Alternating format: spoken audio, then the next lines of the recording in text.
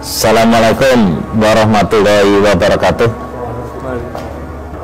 Yang terhormat adik-adik sekalian dan saudara-saudara yang sangat berbahagia, kita berada di rumah asal muasalnya Setia Hati Terapi. Tapi tidak baik kalau kita tidak berbicara bagaimana kok kena Esa Terapi secara begini. Esa Terapi yang semula bernama Setia Hati Pendak Sporokot, yang kemudian berubah nama menjadi Setia Hati Pemuda Sporokot. Ini didirikan oleh beliau Bapak Arjo Utomo pada tahun 1922 dan berkembang 1924 dan sampai sekarang. Siapa Arjo Utomo? Arjo Utomo adalah seorang patriotik, seorang perintis, dinamakan oleh pemerintah sebagai seorang perintis kemerdekaan, karena hidupnya beliau di zaman penjajahan, dan beliau ini sangat kuat, sangat katakan getol sekali dalam melawan penjajah Belanda. Sampai-sampai beliau bekerja itu selalu keluar karena keaktifannya melawan penjajah, sehingga beliau ini sering keluar masuk penjara. Mau di penjara selama akan dibuang ke Diku tidak jadi, karena sudah menjalani di penjara itu sudah ada 3 tahun. Mulai tahun 25 terus beliau itu keluar masuk penjara, sehingga latihan-latihan Esa Terapi seringkali diteruskan oleh anak didiknya yang dikatakan pada saat itu ada teman-teman sahabat-sahabatnya. Itu kejadian itu. Nah, beliau ini tahun 38 sudah menderita sakit, ibaratnya sudah tidak bisa melatih, tapi anak didiknya, sahabatnya, temannya itu sangat setia dan meneruskan pendidikan itu. Tahun 42 waktu Jepang masuk, maka Esa Terapi disepakati di dalam katakan itu musyawarah bersama-sama kadang-kadang Esa Terapi kala itu, atas usul yang namanya Suratno Surangpati, tokoh Indonesia Muda, mengusulkan SAPSC, Esa Pemuda Sporokot, dirubah namanya menjadi Setia Hati Terapi. Esa Terapi itu mulai tahun 53 setelah tidak perguruan, akhirnya menjadi organisasi persaudaraan. Jadi Esa Terapi itu bertumbuh pada paseduluran. Ini terbukti waktu saya kecil di Surabaya ada Esa Terapi dipimpin oleh Pak Darsono Arjindro.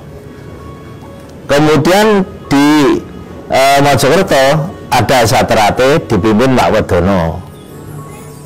Di Madiun ada Esa Terapi dipimpin Pak Arjo Utomo, Pak Tomo Mangkujoyo. Nah, kemudian di Solo ada Esa Terapi dipimpin Mak Murtaji.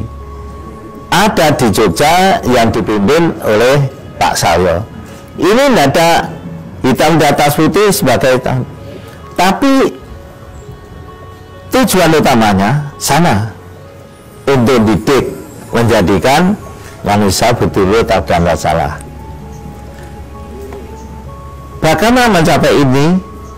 Ya, melalui pencaksilat. Melalui pencaksilat, ternyata pencaksilat identik pendekar. Pendekar itu identik orang yang selalu membela kaum yang lemah. Kalau penjajah, melawan penjajah. Kalau gitu saya tarik baik.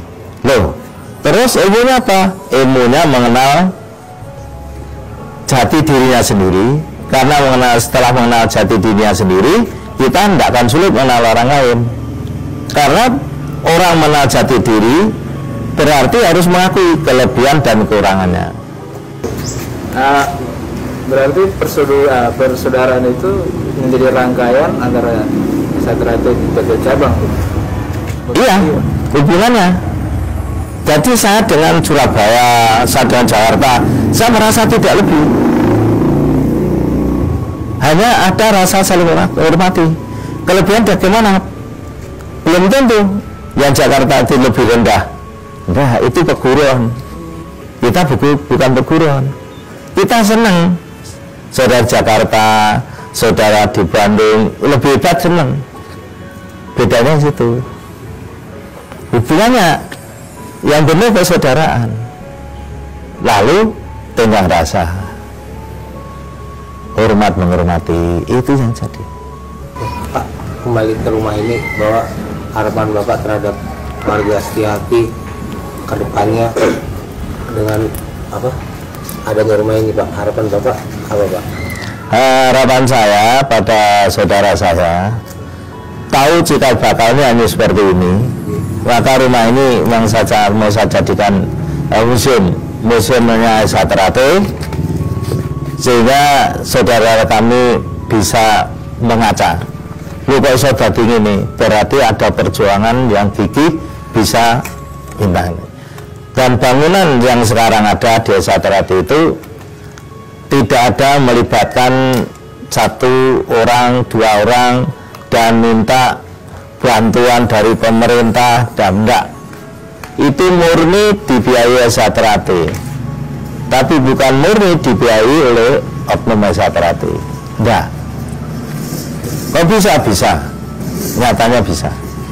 Ya, alhamdulillah dulur-dulur Satrate bisa menyadari, memahami.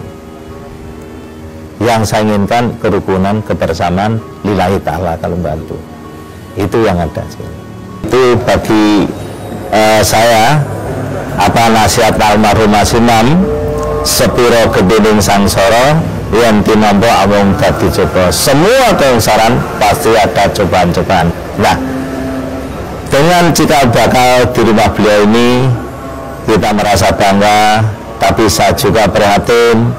Ternyata tempatnya ini harus berbagi. Saya tadi merintahkan Pak Ada Pariwur, tidak usah nunggu lama-lama, mulai besok tolong diperbagi, sehingga kalau ada tamu itu rasanya itu kita tidak malu barang gitu. Nah, itulah sekelumit sejarah Satrate.